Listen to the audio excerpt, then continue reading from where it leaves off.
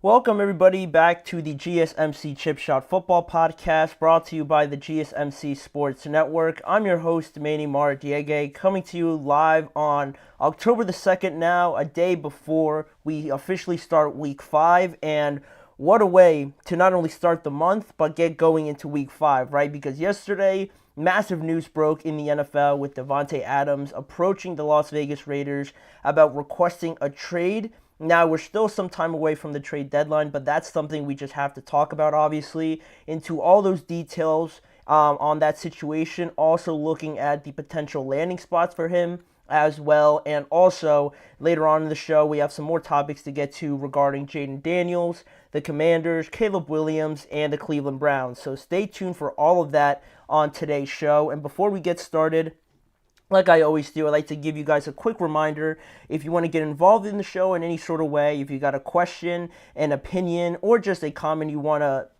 share on today's show, please don't hesitate to do that. We want to hear about it. Your input and insight is a big part of what makes this show great. So don't hesitate to drop it in the chat.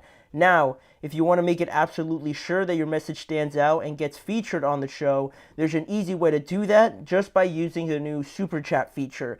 The new Super Chat feature you're able to use it just by clicking the $ at the bottom of the chat box to send in your Super Chat. This way, it guarantees that I see your message, comment, or question on today's show, and I could get it on air, and we could talk about it. Anything you guys like to say, point out, or anything like that, use the Super Chat feature we have available to you guys now. We rely on your support to keep bringing you the sports content you love, and we appreciate every bit of it. So go ahead and let us know what you're thinking. Hit the Super Chat button, and let's keep this show as exciting and as interactive as possible. So with that, now we could get finally into this Davante Adams craziness, right? Because you know what's funny? Like, as much as the NFL is great, and I love that we're not even in the thick of things yet. We're still pretty early in this process, but the NFL season is great. Fall is awesome with all these sports and the NFL obviously going on. But I don't think I get as much like joy or just sudden burst of energy like something like this happening, right? A trade request or a blockbuster trade happening. Some things like this really just hit different, I think, and no other situation can get that much bigger than this Davante Adams one, because of the magnitude of player that we're talking about and how it could shape whatever team he goes to, because I do think he is going to end up leaving.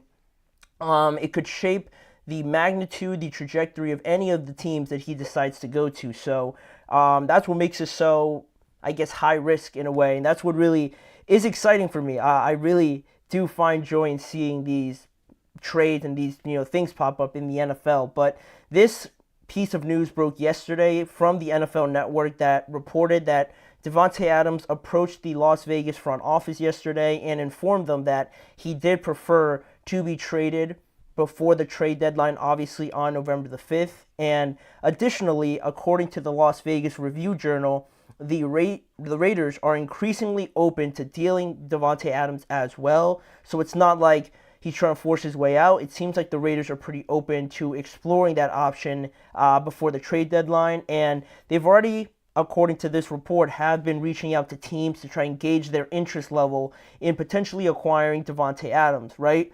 Bringing in that huge contract, the compensation going the other way. All of that is in the earliest of stages as of right now.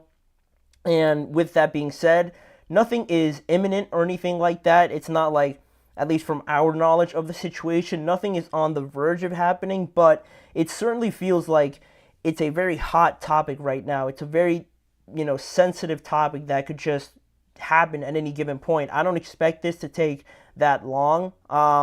But we'll see right now. It only broke yesterday, so I feel like the earliest could be Friday or something like that. Usually things like this happen towards the weekend, so we'll keep an eye on that. But more on this situation, we had ESPN's Adam Schefter reporting that Las Vegas would be looking for anything around, in terms of compensation, anything around a second-round pick and additionally some more draft compensation as well. So it's not like you have to move a lot of things to try and get Davante Adams. A second round pick for a lot of teams, depending on their circumstance, their situation, win now mode, as it has been thrown around recently. A second round pick could vary in terms of value.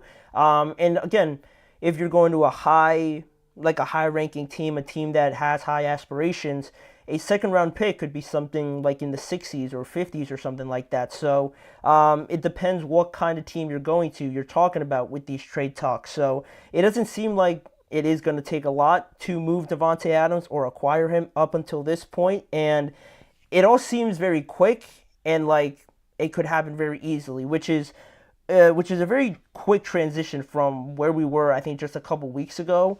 And just a recap of how we got here, because I think it's important to point out some of the things that have transpired to kind of see this sudden change from Davante Adams. And to some people who might not know too much about it, I thought it would be good to fill everybody in. So, you know, it kind of started last week. I think some people believe that it was a little bit weird, a little bit fishy that Davante Adams just popped up randomly on the Raiders injury report last week with a hamstring injury.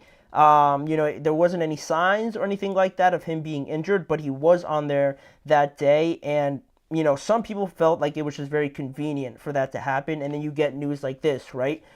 People go back and look at that and think, like maybe he wasn't really that injured, right? Some people believe that. I didn't really think too much of it. I came on here and reported it as or talked about it as a real injury. So, I didn't really think too much of it, but that's a piece of the story that people are rolling with. Then also the most new generation, new way of taking in media, right, was the Instagram post by Sports Illustrated. I'm not sure if a lot of you guys saw it or how many of you did see it, but there was a post on Instagram by Sports Illustrated asking like a rhetorical question, a serious question maybe, of whether or not Davante Adams having played his last snap already for the Las Vegas Raiders. And you see things like that all the time, I feel like Bleacher Report, ESPN maybe, like all these things on social media, right? You see questions like that and you don't really think too much of it, but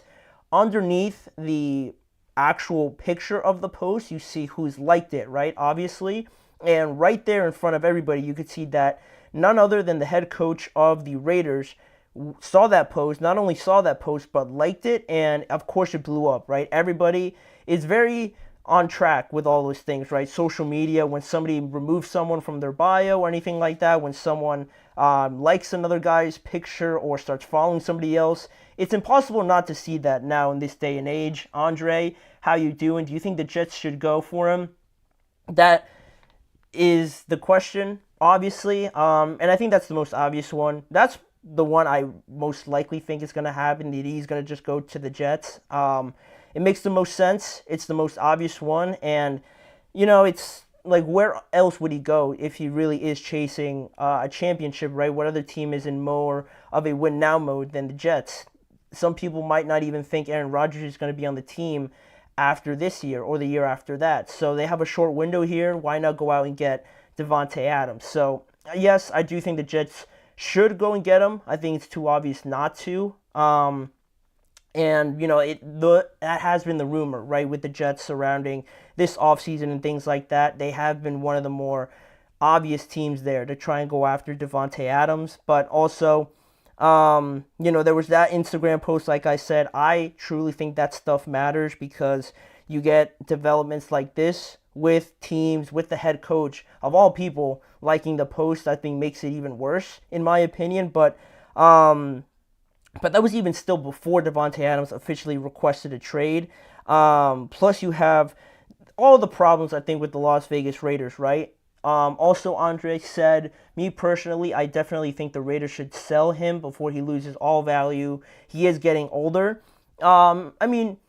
Yes, and obviously he's getting older, but I don't think that's such a negative connotation with Adams, meaning that, I think he's 32, 31 years old, but I feel like he still has a very good 2 years, maybe even 3 years left in the NFL at the level that he is right now. And yes, I think the Raiders should sell now because this has been made too much of a mess now to kind of go back on.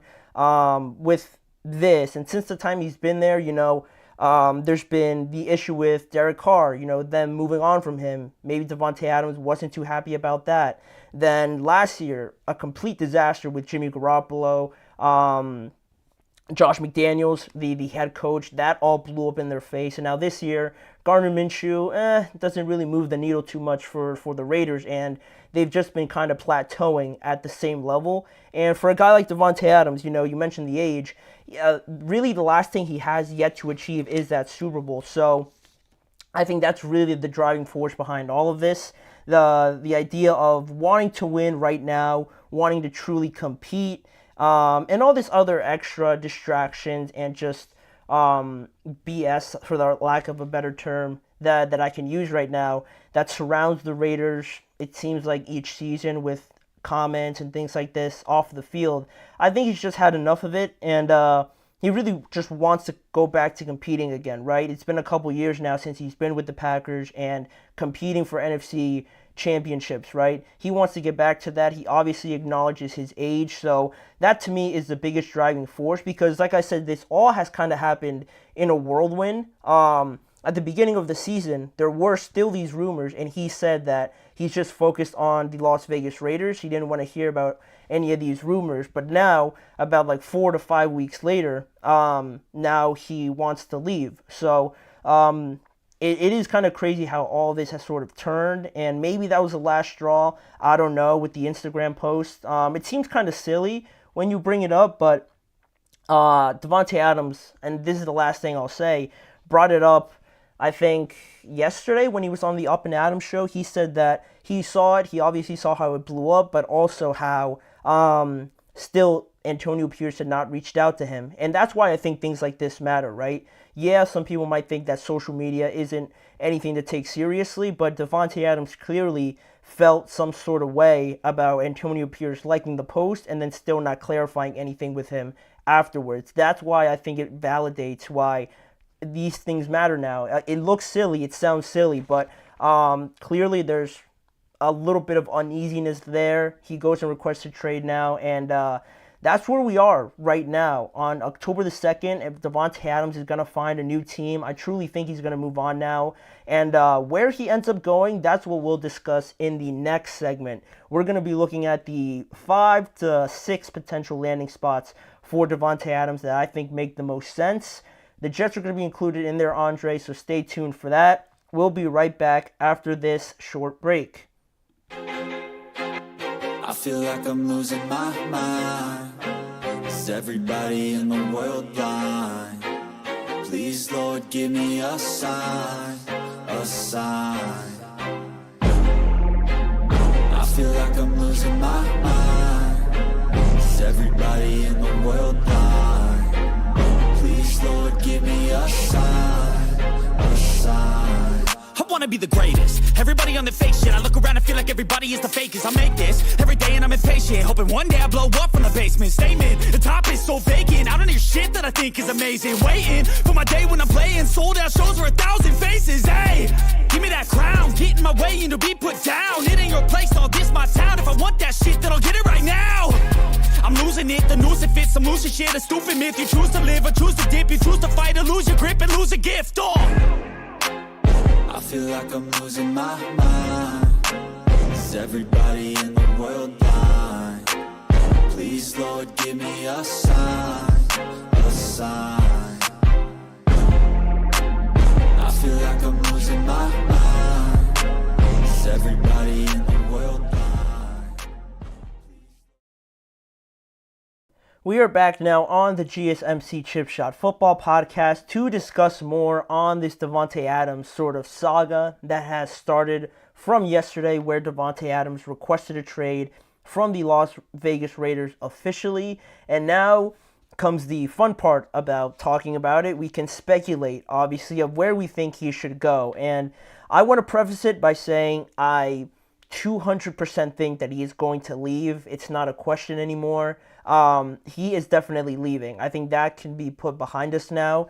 The trade deadline, mentioning that, is going to be on November the 5th. So there's still like about a month to go before we're trying to meet a deadline for Davante Adams to move. I don't think it's going to take that long. I think it's going to be relatively quick at this point with teams that now, after 4 games, they're looking at their record, 2-2 teams, 1-3 teams. They have to do something, right? There's some teams that might feel like this is their last gasp at it, or some teams that really want to separate themselves from the pack.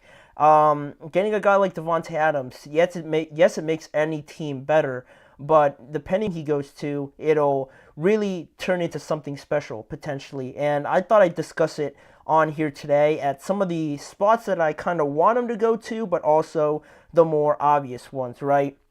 I think it's important to mention, though, before we get into the 5 to 7 teams I have, that the finances are an important part of this, because Davante Adams has a current cap value of $13.5 million if a team acquires him this week. So if we see someone trade for him right now, they're going to have to take up a bigger cap value hit right now, imminently, to try and get him as soon as possible. But the cap value, that $13.5 million right now, decreases by $968,000 approximately each week that we move on through the season. So the longer this drags on, the cheaper technically it would be to come on. It'd be less of a cap value hit the longer this goes on. I think I heard somewhere that it could go down to like something like 9 million or 8 million by the time November the 5th comes. So maybe some other teams become involved at that time when they can afford them. But like I said, I don't think Davante's just going to be sitting there because he's already been ruled out for this upcoming game against the Broncos, and I don't think he's going to play during this time at all. So with that being the case, I don't think he's just going to be waiting around. The quicker this gets done, I think, is the likelier thing to happen. Andre seems like he wants to play with Carr or Rodgers. That's the report coming out from Adam Schefter just this morning, right? He said that that the 2 teams at the top of the wish list for Davante Adams are the Jets and the Saints. Ideally, obviously, wanting to go and play with one of the former quarterbacks he feels more comfortable with. Derek Carr, he wanted to do that in Las Vegas, but it only lasted like about a season. They played in college together, obviously, and then Aaron Rodgers, right, who he spent the majority of his career with, had all of his success with. It makes sense, right?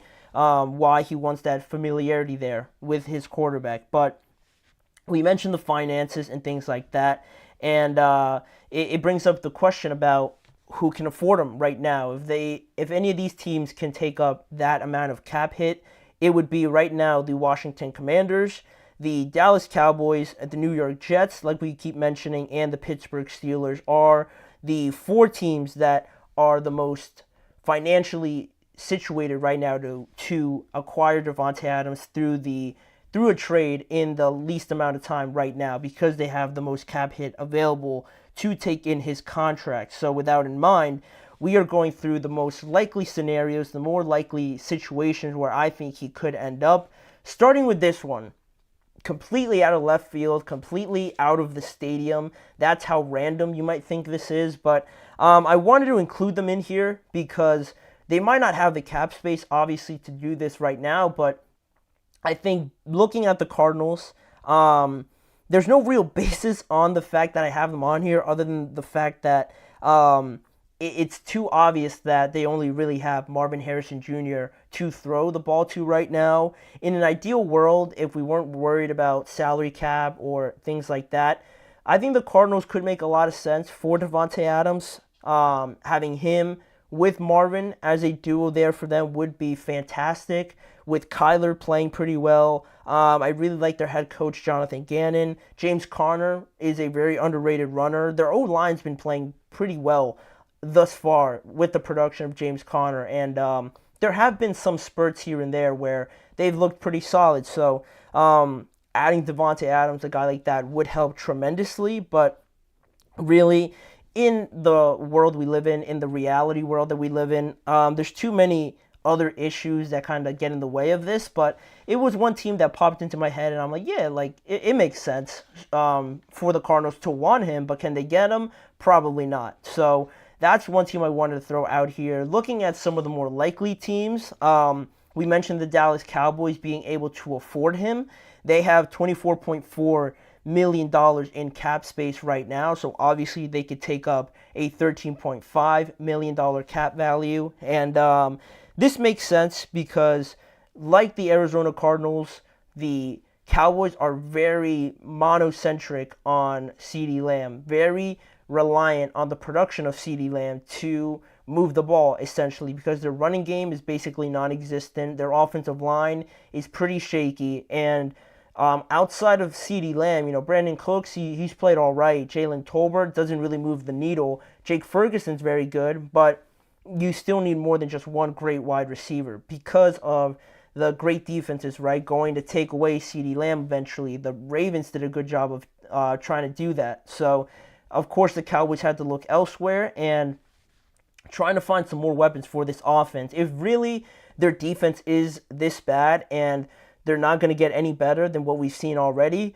you're just going to have to try and outscore people, basically. And having a guy like Davante is obviously going to add to that idea, but I don't know. My doubts with them is this really going to move the needle, essentially? Yeah, you're going to have to try and outscore every single opponent you play, but you still, have an awful run game. Your defense is, not as good as it seemed in the past few years.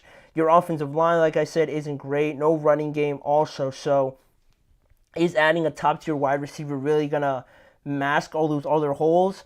I find that hard to believe. So this makes sense from that standpoint, but I wouldn't really love to see Davante Adams go here for that reason, that I don't think it makes the Dallas Cowboys that much better. And I know it sounds crazy, but when we're talking about the games, the tests in the playoffs, I think it wouldn't really move the needle too much for me. They might win the first game of the playoffs, but it's not going to be something special, like they're going to make it to the conference championship. They need more of a team aspect for that than just adding Davante Adams. So they're number 4 on this list. Then looking at a more likely team, the Pittsburgh Steelers desperately need somebody outside of George Pickens to try and get open. Pat Freiermuth, again, like the Cowboys and Jake Ferguson, is a good, reliable weapon, but you need another receiver in this day and age where offense is very important in the NFL. You need a couple guys, not just one really good one and a bunch of all right guys. You need one really good one, ideally, in what you have in George Pickens, but another guy too. If you can get another really good top-tier guy, it makes this offense a lot more dangerous. And compared to the Cowboys, they actually have a running game going for them. They're very run-centric. They have a great defense, and Justin Fields looks like he is just right on the verge of taking full control of that job. So, it's definitely looked a lot better than it has in the past for the Steelers. But the issue that I see with them, and this is where I go back to that statement you made, Andre. It seems like where you said it seems like he wants to go to the Saints because he wants to play with Derek Carr, or he wants to go to the Jets because he wants to play with Aaron Rodgers. That becomes the main issue with some of these teams, right? Is Davante Adams willing to go and try and learn a whole new offense, whole new city, scenario, coach, everything like that, quarterback? Is he willing to go through all of that and think that he's going to get any closer to winning a Super Bowl? Yeah, it helps the Steelers right on paper, but the details, the finer details, the chemistry, I wonder about that. And the Steelers are also dealing with some injuries right now on the offensive line, so there's definitely interest there, but I don't know if it'll solidify into anything serious. So I had them, there at the midway point. And then another team, this is the team that I would really love to see him go to. Personally, I would like to see it happen. Do I think it'll happen? Probably not. I'd be very surprised that Davante Adams happens to go here, but I had the Commanders in at number 2 because I would really like him to go here because not only are they playing great, they have the most money to afford him, and it seems like it's the right culture, structure that they're building there with Dan Quinn, with Cliff Kingsbury, with their general manager, Adam Peters. I feel like this is a place where if the Commanders make a move like this, it really shows that they're banging on the table to show everybody, not only in the NFC but the NFL, that they're really trying to compete this year. And I would love them to make a bold move like that, just completely shocking everybody, because everyone's really believing that it'll be the Saints or the Jets. But if the Commanders just come out of nowhere and take him, that would be so just awesome for them to happen. You know, I thought it was kind of interesting how on the Up and Adams show, Davante Adams mentioned how he was a big fan and praised Jaden Daniels for his performances, and how during the draft he was kind of hoping that he would fall to them at 13. Unlikely, but that's what he said. They obviously need someone outside of just Terry McLaurin. Daimi Brown is solid. Luke McCaffrey's looked pretty well. Zacchaeus had a great game last week, but like, we're talking about Davante Adams here, right? Pair him up with Terry McLaurin, and this offense takes 3 steps forward and really legitimizes themselves as one of the top teams in the NFC, in my opinion. So I would love to see that all transpire, but obviously at number 1, I have who we just keep saying, the Jets. Not like I'm like too disappointed by it, but I just think it's the spoiler to the movie that everybody kind of knows what's going to happen. Aaron Rodgers hasn't been too shy about mentioning wanting to play with Davante again. Davante Adams also hasn't been too shy about wanting to play with Rodgers again also. So if he's added to this team, you know, you have Mike Williams, Garrett Wilson, Brees, Lazard, and Davante Adams. It definitely builds the pressure, but it's an offense that he knows with Nathaniel Hackett there from his time in Green Bay, obviously Aaron Rodgers, and it'll just make everyone's job easier, right? More for the defenses to focus on, and it really is so obvious that if it doesn't happen, I don't know if I'd be surprised that he went to another team, or I'd be more surprised that the Jets or Adams just didn't decide to go to New York for whatever reason. So they're number 1 as the most likely situation. You know, we talked about the Saints. I didn't know this, but their wide receivers coach, I believe, is actually Davante Adams' personal wide receivers coach, or just personal trainer, which increases their chances of trying to get Davante Adams. And obviously Derek Carr's there, and it looks like they're playing a lot better. Their offense with Clint Kubiak is looking great, so they're one of those teams included on there. I'll throw the Chargers in there as well, but definitely the Jets are standing out to me. No other team is in more of a win-now mode like Davante Adams than the New York Jets are, so we'll see. We'll see how the Jets approach this. It's funny that the Jets are linked to Davante Adams, almost like they're waiting for him to play for them, and it's almost like the whole Hassan Reddick situation is going like completely over people's heads. He still hasn't played for them, and he would be a tremendous help now with their defense and their pass rush. So could you imagine if they added Davante and they just said, like, screw it, give Hassan Reddick his contract, and they add him as well? It would be a crazy just chain of transactions to happen, but that's where I believe Davante Adams will go. How long it'll take, heck, who knows? It might break during this episode. You never know. It usually tends to happen this way around this time, Eastern time. So that would be sick if it happened right now. But we're just going to have to wait patiently until something actually happens. But moving on to some more topics that I had labeled down. We mentioned the Commanders just in this sweepstakes for Davante Adams. We're going to talk about them in more of an open discussion, right? They are leading their division right now at 3-1, but we have to ask why. Is it because the Commanders are actually that good, or is it because the NFC East is truly that bad with the Eagles, the Cowboys, and the Giants playing poorly through the first 4 weeks? We have those answers. Stay tuned to find out what they are when we return after our next break. Looking for your daily fix of sports talk without having to pay for it? GSMC Sports Network is available on YouTube. Just search GSMC Sports Network. Get your fix of daily sports talk shows on YouTube, absolutely free. NFL, college football, NBA, MLB, MMA, UFC, fantasy football, and so much more. GSMC Sports Network has shows running all day long, with new sports shows starting every 2 hours. just like on your favorite cable sports channel, except GSMC Sports Network is absolutely free. Just search GSMC Sports Network on YouTube to catch one of your new favorite shows, like the GSMC College Football Podcast, Chip Shot Football Podcast, Hoops and Heels Women's Sports Podcast, GSMC Basketball Podcast, and so many more. Check it out for yourself. GSMC Sports Network, now available on YouTube absolutely free. Search GSMC Sports Network on YouTube right now.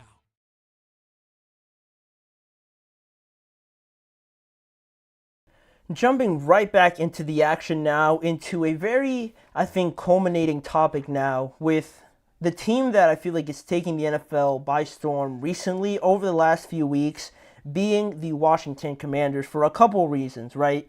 But mainly through the first quarter of the NFL season now, with 4 weeks in the books now, we've seen a lot of surprises, I think, from a lot of different places, right? I believe mostly coming from the NFC, because you look at the Vikings, right, and how good they're looking. You look at the struggles with some of these teams, with the Saints popping up out of nowhere as well, looking very good. The 49ers kind of struggling with some injuries and things like that. The Rams being 1-3, the Seahawks being 3-1 right now. But I wanted to look at the NFC East, because I think they're the home to a lot of these surprises that I've talked about already a lot on this show. And it all sort of connects to each other, right? Because you look at the Eagles and their shaky start, the Dallas Cowboys and how poor they look on both sides of the ball. And, the Giants, goes without saying, right, how they're looking again. And then you have the Commanders leading that division at 3-1 right now. Not what a lot of people predicted through the first 4 weeks for sure. And honestly, they've been the best performing and best looking team in that division. And I believe they rightly deserve to be in that lead of the NFC East division at this time. And I think the difference between what I mean by best performing and best looking team is that, best looking team could be a team that has just is 3-1, is 4-0, and they look like, wow, like on paper, just from the outside looking in, wow, you're 4-0, or wow, you're 3-1. You might be very good. You look very good from this point of view, but performing very well is a little bit different, because you look at them and think like it's almost effortless for them. Everything it seems like they try is working to perfection, and it seems like nothing really shakes them, or nothing really is a surprise to them when it happens. So that's kind of the difference there between what I mean by those two things. And I think the Commanders are filling both of those criteria to its fullest extent. So with that being the case, and how surprising that may be to a lot of people, including myself, we have to ask why. Why is that the reason? Why are the Commanders 3-1 right now, right? Is it because they're really good and just nobody was expecting it? It's a little bit of that, or is it that the rest of the division is just a few steps back than what we really thought they were going to be this year? Are they worse than what we originally anticipated heading into the season? In other words, are the Commanders a legit team, or are we kind of clouded by the idea that the rest of the teams are just not performing very well and they're not challenging the Commanders up until this point? Which is, I thought, an interesting question, because when you look at it, to kind of get a basis of an answer here, you have to look at, I think right away people go to the fact of who have these teams played, how and why is their record what it is right now. It could tell you a lot just by looking at who the Commanders have played. They've played the Tampa Bay Buccaneers the first game of the season. They lost to them. Then they rattled off 3 straight wins against the Giants. Maybe not so impressive against the Cincinnati Bengals on the road on national TV. That definitely got a lot of people's attention. And then just this past week against the Arizona Cardinals, still might not be the greatest team, but they handled them very, very easily. And I think that says a lot about them. Regardless of who they play, they basically blew out the Cardinals on the road again. So not the greatest opponent, but they handled it very easily. Then you look elsewhere with the Cowboys and the Eagles. The Cowboys have played, I think, overall better teams, with losing to the Ravens, with losing to the Saints right now, beating the Giants as the Commanders did, and beating the Cleveland Browns. I think a better team than the Cardinals, than the Giants certainly. So the Cowboys, you could say, have had a tougher path, but it hasn't been by that much, to be fair. And then you look at the Eagles as well, definitely playing tougher competition, I would say, in losing to the Falcons, in losing to the Bucks, like the Commanders did, actually beating the Saints, unlike the Cowboys, and beating the Green Bay Packers as well. All of these teams are going to be contending for playoff spots, so you can look at the Eagles and think, well, what would the Commanders' record be if they played the opponents the Eagles played? Would it still be 3-1? That could be a fair question to ask. I acknowledge that, but that is, I think, the more looks-based criteria of it. I mentioned best performing and best looking team, right? You look at the records and who they've played, their opponents they played against. That sort of addresses the best looking team, right? If you just look at who they've played and if they won or lost, it looks good if they're 3-1 and they beat these teams, right? But when we get more into the performance of it, how they've fared compared to the rest of the NFL, and looking at some of these stats around the league, I jotted some of them down here, which I thought were pretty significant in how each team is performing in these games rather than just winning or losing, right? Just looking good in terms of wins and losses. How they're performing is also important. The first thing I jotted down was that the Commanders currently lead the NFC East in yards per game. They're 6th in the NFL in that category, and the Philadelphia Eagles are 7th. And then the Dallas Cowboys are a few spots below that, but still, the Commanders lead the entire division in that department, yards per game. Then we look elsewhere. The Dallas Cowboys are top 4 in passing yards, total passing yards, and passing yards per game as well, which you can say is impressive, right? They're top 4 in that, but we just got done saying that they're very one-dimensional. That's the part of their offense that they do very well. So the fact that they're top 4, I'm not going to say that I expect it, right? Because that's to say that I expect them to be top 4, top 3, I think would be lying a little bit. But I think that because that is what they do the best, it kind of takes away from it a little bit. I don't want to diminish it too much, but you get what I'm trying to say, right? Like the Cowboys, they're a very pass-heavy team. The running game has been where they've struggled. So passing-wise, yes, it's impressive, but it's not too surprising at the end of the day. Then another thing I jotted down, the Commanders are actually 3rd in the NFL in total rushing yards and total rushing yards per game. They stand at 169 rushing yards per game through the first 4 weeks, which is 3rd in the NFL, obviously, while the Eagles are 4th. So I think that says a lot about them, because the running game, it might not have seen like the most, what's the word I'm looking for? Like the most anticipated part of this team, where you're thinking, I can't wait to see the Commanders' running game, right? I think we approached this season with this running game with Austin Eckler and Brian Robinson as, it could be solid, but top 3, I think, is very, very good production out of that group. And I think it says a lot about their offensive line, for as much as people critique it. They're top 3 right now in rushing yards, and rushing the ball seems to be something very hard that not a lot of teams are able to do, and the teams that do it well are the ones with the most success right now. So that's why I thought that was significant. And also, the biggest difference that I wanted to mention was that the Commanders are currently 3rd in the NFL in total points and points per game, while Dallas is the closest NFC East team, and they're in 11th in the NFL at I forget how many points per game, but the Commanders right now are averaging 30 points per game, which is the epitome of what I think the NFL is now. High scoring, averaging all these points, and the way that the Commanders do it with their defense, having their defense be good enough to get a couple stops, knowing that their offense is top 3 in the NFL in scoring just in general, right? Overall in points per game and total points overall. They're right up there with some of the best offenses. So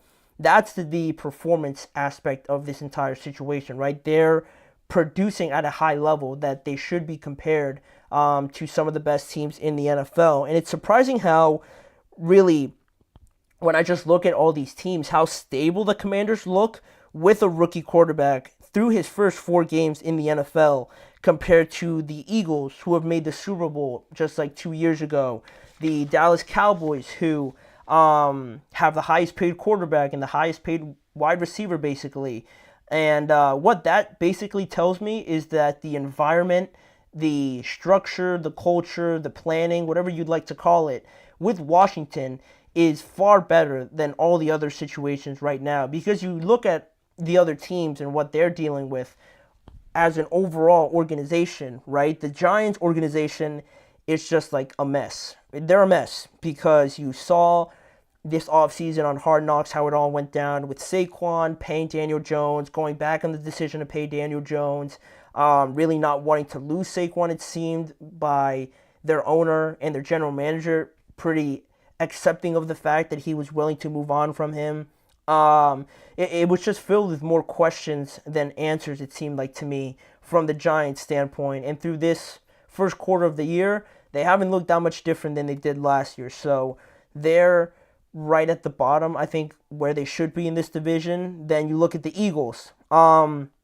We've talked more about the problems with their head coach and their quarterback, more so than how good they've looked in some parts of these games, right? The play calling sometimes is a little bit questionable. The scheme also as well, called by Vic Fangio on the defense. You have just internal issues, right, with what Jalen Hurts says, with what Nick Sirianni and his leadership ability is. There's a lot more internal problems, it seems, with the Eagles in this scenario. And similarly with the Cowboys, a lame duck head coach because they didn't renew him. They just decided to keep him for the last year of his contract. Overpaying for a quarterback in a lot of people's minds. Micah Parsons and other teammates commenting on other teammates' performances, talking about staying true to your assignment, following the assignment of the entire defense, calling other teammates out and things like that.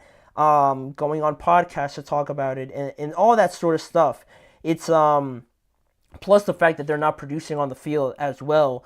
Their offense is inconsistent and their defense just is very easy to kind of walk through them, essentially. So while the Cowboys have more problems on the field that we're talking about, still internally, it seems like it is just a little dysfunctional. Whereas with Washington, they seem to be doing everything well. Everything from the top to the bottom of this organization and this team is doing very well. They're all saying and they're doing all the right things with the newest roster out of all of these teams as well. They've gone through the most change, a new head coach, new general manager, new offensive coordinator, a lot of new pieces, and a new centerpiece quarterback, franchise quarterback for this organization, and they look like the most stable. And I don't think that's just based on luck or the fact that Jaden Daniels is just very talented. I think it has to do a lot with, like I said, the environment, the culture, and the structure around these organizations definitely has a big part to do in that. And to answer the question, definitely, I think it's just a short sample size. Yes, I am closer to believing in the Commanders, but I think it's resounding how dysfunctional the other teams look right now, where everybody just sort of missed it in the offseason, right? You kind of knew that it was there, but to perform like this, like the Eagles have, like the Cowboys have, in very disappointing fashions so far, I emphasize that. I think it's just more so shocking how much the other teams have struggled, more so than the fact that the Commanders are just looking very good. Not to say that they're not a good team, but I've just been more surprised of how bad the Cowboys and Eagles have played so far, and how they're just bickering between each other, it seems like right now. So that's why, I feel like right now it's more so the field than it is the Washington Commanders, but I think that could also just be a developing topic as we go through the year, and I'm sure we're going to touch on this some point later on. If the Commanders are still able to be in the lead, come like November or something like that, then we could come back to this and talk about how, yes, the Commanders are very, very good. And once that time comes, we'll talk about it. But for right now, we have a couple more game reviews that I wanted to touch on as well, talking about the Cleveland Browns and their game against the Raiders, and also looking at the Bears getting their second win of the year this past week against the Los Angeles Rams. That is still to come up. Don't go anywhere. We'll be right back.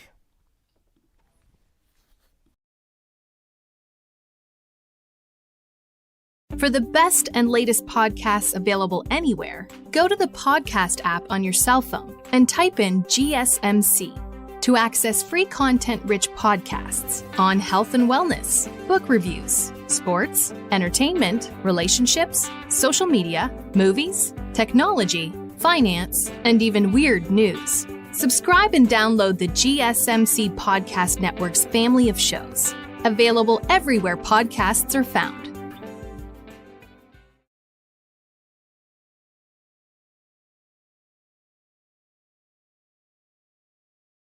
We are back now on the Chip Shot Football Podcast here, and a couple games that I wanted to touch on as well. Before we started Week 5, one of them was the game between the Las Vegas Raiders and the Cleveland Browns. One of the more underrated games I thought in Week 4 was the victory that the Raiders had 20-16 over the Cleveland Browns. The Raiders go to 2-2 without having Davante Adams and Max Crosby playing this game, while the Browns fall to 1-3 with another underwhelming performance from their offense. And looking at this game a little bit closer, you have some of the performances here just in terms of stats and how these players played. You had Gardner Minshew going 14 of 24 for 130 yards. He faced a lot of pressure this game. I think both quarterbacks truly did. And their stats, because of that, are pretty similar. Gardner Minshew, like I said, had those stats. He was only sacked twice, though. For as much as he was pressured, only managed to take in 2 sacks. And the running game was something that really was surprising, and it connects to this whole question that you see on your screen with the Browns and Nick Chubb that we're going to get to a little bit later. But Alexander Mattison and Zamir White combined for 110 total yards. Zamir White unfortunately fumbled, and the Browns scored on it to kind of keep them in the game, which was not a good look because Zamir White has kind of had problems with fumbling. So to see it happen again here wasn't great, but running the ball, it looked pretty well. They ran it 29 times, which is right about the amount that I think some of these teams that might not know who their quarterback is or might not have a lot of offensive firepower, this is how much I need them to run the ball. Zamir White ran the ball 17 times, and Alexander Mattison only ran it 5 times, but he had more yards as well to contribute. So they had a good running performance. And receiving-wise, Trey Tucker, I'd be lying if I told you guys I knew who that was when the game started, but when I went back and looked at the game, he played pretty well. He had 5 receptions for 41 yards. He had 1 rushing touchdown in this game, and he impressed last week as well against the Carolina Panthers, and now he's doing it again in this game. He's only in his second year, so if you guys don't also know who he is, he's been in the NFL for not that long. So Trey Tucker had a great game for them. And then on the other side, Deshaun Watson, like I mentioned, 24 of 32, 176 yards, and a touchdown and 1 interception. That is yet another turnover for Deshaun Watson, but this one wasn't really his fault. If you look at the play, it honestly looked like Amari Cooper caught the ball on a long pass, and he kind of just like threw it up to I think Trevor or Trayvon Moehrig to intercept it. So it was a very odd looking play. Not really so much on a bad read by Watson because Amari Cooper really had it in his hand, and he was probably hit, which forced the ball to pop up like that, but it was a very odd looking play. And elsewhere on the Browns, Jerry Jeudy had a very good game, 6 receptions for 72 yards, building a pretty good connection, it seems like, with Deshaun, and acquiring him from the Denver Broncos. This is something that is one of the positive bright spots with this game. But again, it wasn't enough to get the result in this game because looking at some of the bigger moments from this game, the the best offensive moment for a very disappointing performance from the Browns was on their first drive of the game, their 15-play touchdown drive that led to a touchdown by Whitehead for the Browns, one of their tight ends. And they led right off of the bat 7-0. And you're thinking right there, like, wow, like the Browns are on one today. Maybe this is the straw that broke the camel's back, right, with this performance, because you go out there and score on a 15-play drive, you've dominated that drive, and you're thinking that more is to come. But that's not how this game worked out, really, because the Raiders did a good job of staying in it, because from the start that they had, you could probably think that, like I said, Cleveland is going to run away with it, but it was only 10-10 at the halftime whistle, and after halftime, it kind of really broke out into a ugly, like, slugfest defensive battle between both of these teams, because Cleveland's offense really stalled out in the second half. They didn't score any points from the offensive side of the ball. Their touchdown in the second half came from their defense on a fumble recovery, and they just had a lot of their own mistakes, a lot of holding penalties. One of the holding penalties took away Amari Cooper's long touchdown in that game. They had a botched snap, which doesn't look good anytime it happens. And it was just really good defensive play from the Raiders as well to constantly bring pressure, make Deshaun Watson uncomfortable, and keep their offense in the game. For as much as they struggled, the Raiders defense played a very good game. And also, in that same breath, the Browns defense played very well. They kept Cleveland in this game because, like I said, they didn't score any points on offense, but their defense kept them leading in this game, or within a lead, within one score, and things like that. So both defenses played very good in the second half. They shut everything down, and they too added a lot of pressure to Gardner Minshew in this game. But they did allow a touchdown, but you would have felt that, I think with that touchdown, it made it like 20-16 or something like that. And not out of the game completely, but Cleveland's offense definitely just didn't take advantage of some of the chances that they had, and that ultimately ended up being the difference in this game, because they certainly had a lot of chances. And it's been the story all year, I believe, with this team, because this past week, it was definitely the most unlucky sort of game where you have chances, but it's a holding call, or just the execution isn't there, miscommunication or something like that. It just felt like you tried your best, but still nothing worked for you on this day. That was last week, but in the other 3 weeks, against the Cowboys, their offense really wasn't there at all. The Jaguars, yeah, they beat them, but I think it says more about the Jaguars than anything else. The Giants, you only put up 15 points against the Giants. You let their defensive line sack you like 8 times. That's not a great look. And this past week now, more pressure, very easily getting to Deshaun Watson, which I think is the root of all problems. And you look at all 4 of these weeks, right? The loss to the Cowboys, 17 points by the Browns offense. Week 2, 18 points by this offense. Week 3, 15 points by this offense. And week 4, 16 points, really 9 points, because they didn't score. Or actually no. Yeah, that would be right, wouldn't? I got to do the math, but 16 points anyway, regardless of the fact. 17, 18, 15, and 16 points through the first 4 weeks. Not enough, really, to win you games. For as good as your defense is, your defense can do much better than, I think, the most points they gave up was to the Cowboys, but then after that, it was 20 points to the Jaguars, 21 points to the Giants, and now 20 points again to the Raiders. Your defense can't play that much better than that in this day and age in the NFL. So clearly, it's an offensive problem, and the offensive line is clearly that main problem. You hope that they get their main guys back sooner rather than later, but it brings up this idea of Nick Chubb, and the idea, I think, that just inserting Nick Chubb back into this offense is just going to make them look like, I don't even know, like a good version of the Browns. Because they were decent last year, but they got bounced out in the first round. Still no Nick Chubb, but they made it to the playoffs last year. We saw some footage of him today returning to practice, which is what every Browns fan wants to see. But, is he going to be the savior to kind of rectify all of these problems?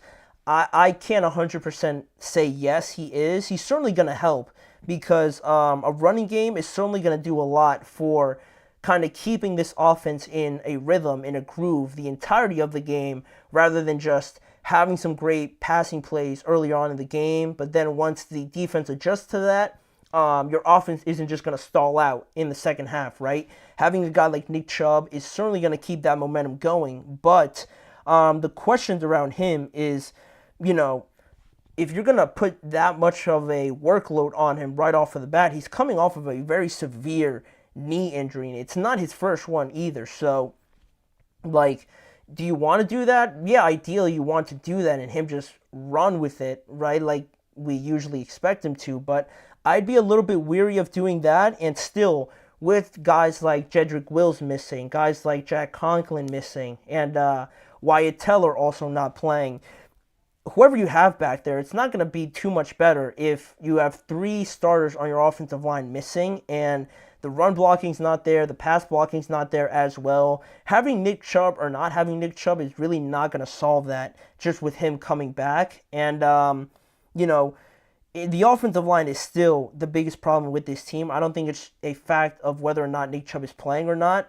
Having a great run is certainly going to help them, but they need to maintain and find some other way to be more steady on that side of the ball. If it's calling better plays for the run game or changing the scheme up a little bit, you're not going to change your whole identity or plays that you run, right? Your kind of offense that you run. But I don't know, finding something else to make it maybe easier for Deshaun in some of these passing plays or get some more out of Jerome Ford, run it with him a little bit more.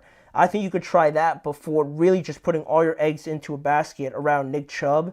I'm not saying he's not an awesome player. When he's on, he's one of the best running backs in the NFL. But right now at 1-3, to put this pressure on Nick Chubb to be your savior and kind of dig you out of this 1-3 hole that you've been put in, I don't think that's really the way they should 100% commit to. That there's other things that they need to do better, and I would like to see them address that along with integrating Nick Chubb back slowly. The last thing you want is to get him hurt again, right? And then this season really looks troubling. So I don't think it's that easy, but it's certainly going to help. And they have a tough schedule coming up. I don't know exactly how and who they're playing, but they actually have the toughest schedule in the NFL. So it's not going to get too much easier going forward for the Browns. So the quicker they find a solution to this, the better it's going to be for them going forward. But that is one team that unfortunately lost this past weekend. We're going to move on to a more positive outlook for the Bears. They won their second game of the season this past Sunday, beating the Rams at home 24-18. And it's not the fact that they just won the game, it's how they won the game that I want to talk about and sort of praise them for finding this epiphany and going with it in this game. So we're going to talk about it. Caleb Williams, the run game, and their defense in the next segment. We'll be right back after this next break.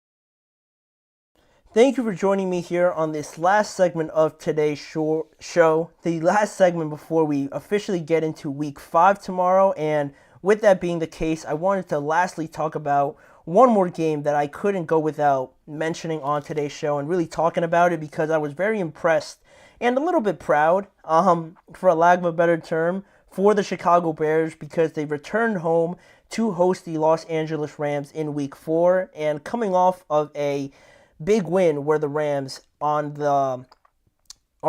home, the Rams were a pretty bad loss to the Colts again on the road. This one was such a big win for them, a much needed 24-18 win to get their second win, stay 2-2 in a very tough division, and drop the Rams to 1-3 as well on the year. But it's big for the Bears because you're not in last place by any means in that division.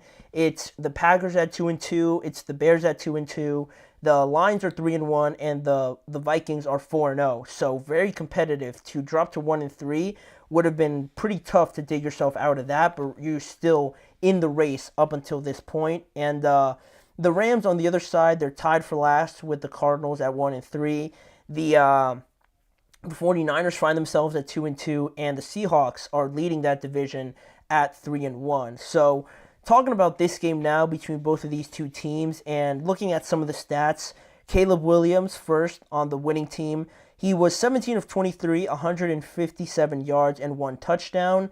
Looks pretty pedestrian, but what I really love to see is the completion to attempts ratio. 17 for 23 is the perfect spot where I want to see Caleb Williams at. Not 50, not 40, in some of these games where I understand you're trying to come back, but throwing that much is definitely not going to help anybody, especially Caleb. So seeing him at 23 was really something I love seeing by the Bears, in large part because of this man who I have on the screen, or I will have him up here. This man, DeAndre Swift. A great offensive performance by him on the day, on Sunday. 16 carries for 93 yards and 1 touchdown through the ground. But he also added 7 receptions, 72 receiving yards on the day as well. This is like this is the formula for the Bears, right? I want to see, maybe DeAndre Swift not having 6 or having 7 receptions for 72 yards, maybe getting Keenan, Rome, and DJ Moore the ball a little bit more. But seeing the production running-wise with DeAndre Swift is what I've been wanting to see through the entirety of this first quarter. Very efficient, had a very big touchdown late in that game, and just a great performance overall in the run game, which is a great sign to see from them as well. Like I mentioned, in the receiving aspect of it, yeah, you want to see more than just 3 receptions from all of your big-name wide receivers overall. And also, yards-wise, nobody had more than 22 yards out of all 3 of those guys. So that definitely needs to be better, but it shouldn't take away from the fact that the running game is where you'd like it to be with this performance from DeAndre Swift. He was a big component of that win on Sunday. Then you look at the other side. The Rams didn't play awful by any means. Matthew Stafford was 20 of 29, 224 yards, no touchdowns. He lost the fumble, and he also threw an interception. So they lost the turnover battle, but they were still within 1 score. So pretty unlucky win for them. Pretty harsh win overall, or loss for the Rams on the day. But still, Kyren Williams had another solid performance, 19 carries for 94 yards and a touchdown as well. It's the 7th game in a row now when he scored a touchdown. So Kyren Williams really staking his name as the guy for them.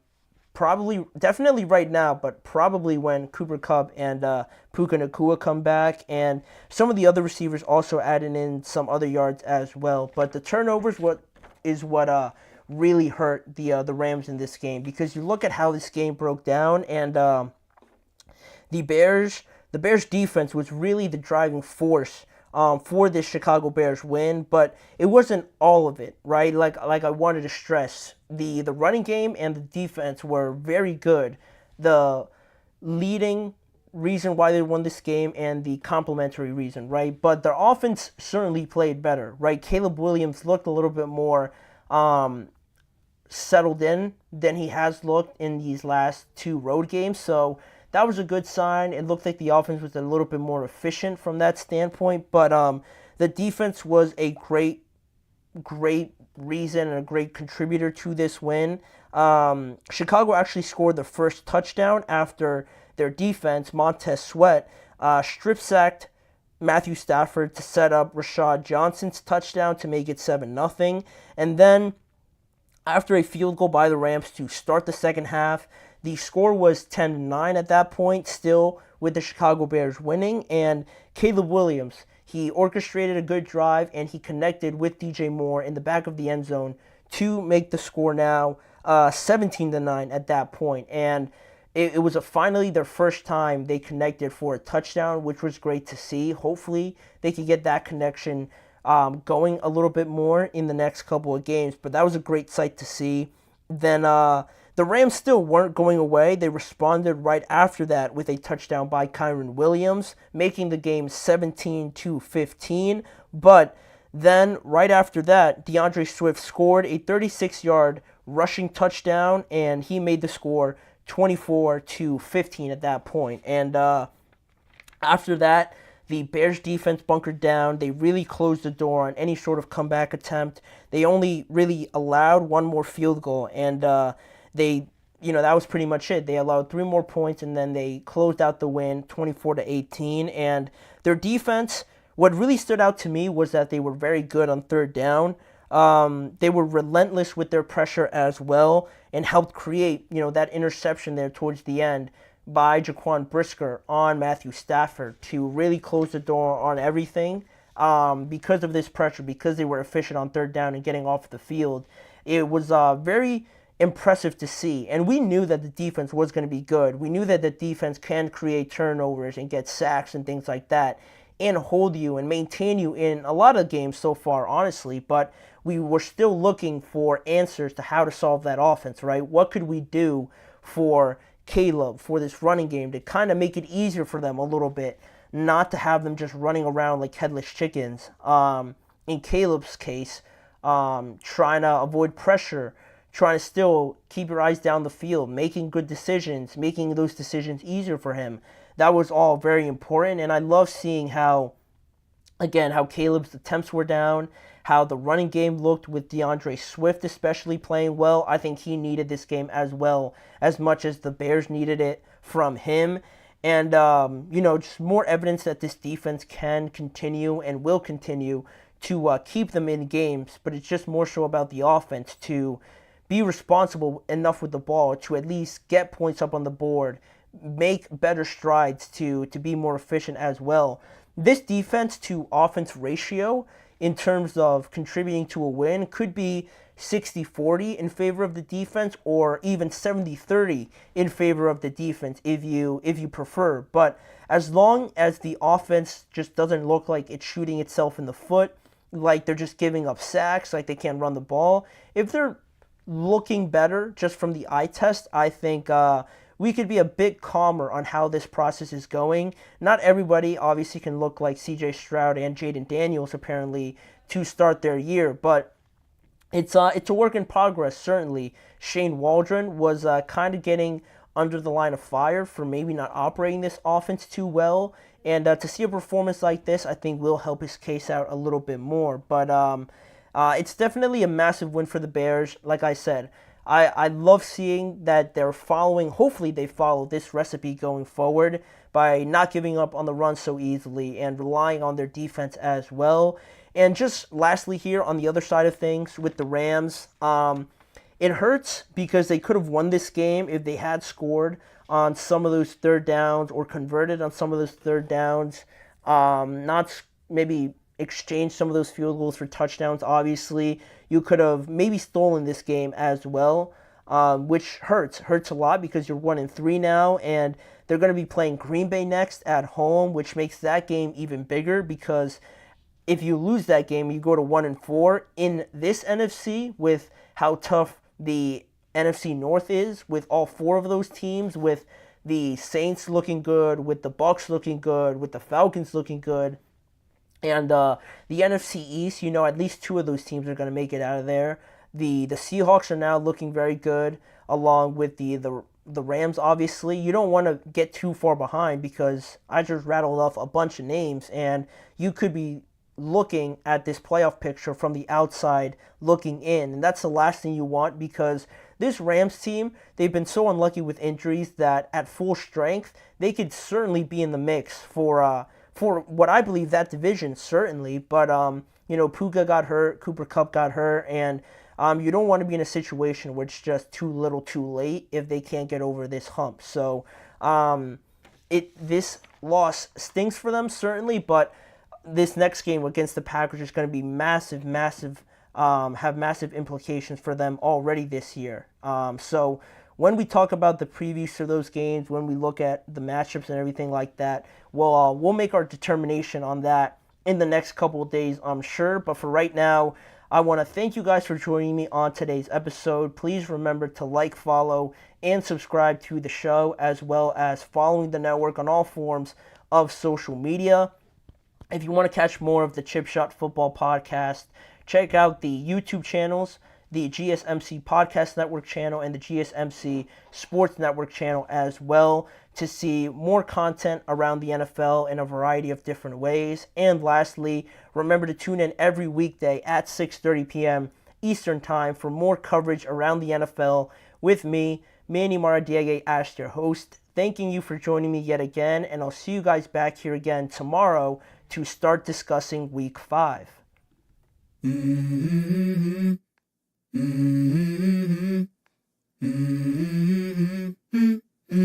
Let's go. I wake up to a little bit of drool on my pillow, feel like it's gonna be a bad day. Yeah, I'm tired of shit, and the coffee ain't hit yet, damn, ain't that great.